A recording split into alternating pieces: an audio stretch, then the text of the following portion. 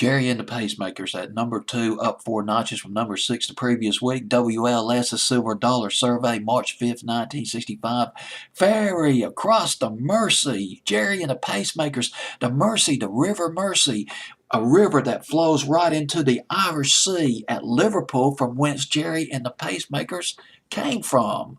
Alongside the Beatles, they also came from Liverpool, as everybody knows.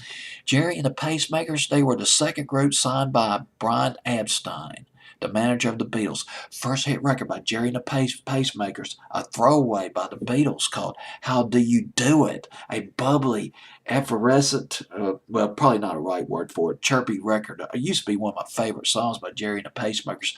That was their first number 1 in England. It was written by Mitch Murray.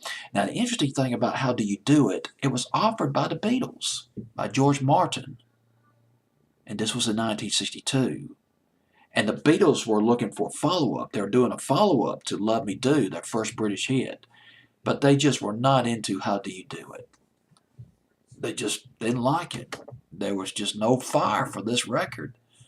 So George Martin just dropped the song, and Please Please Me would be the second British hit by the Beatles. That was in 1963. George Martin recommended the song to Gerry and the Pacemakers, and lo and behold, they took it to number 1 in Britain. The follow-up to that song was I Like It, which was written by Mitch Murray. It was a big hit in Britain by Gerry and the Pacemakers. But now here's America in the throes of the British invasion. Going into the spring of 1965, Ferry Across the Mersey went to number 6 in America and went to number 8 in Britain. It's at number 2 on WLS's Silver Dollar Survey. Chicago, loving that Mersey beat.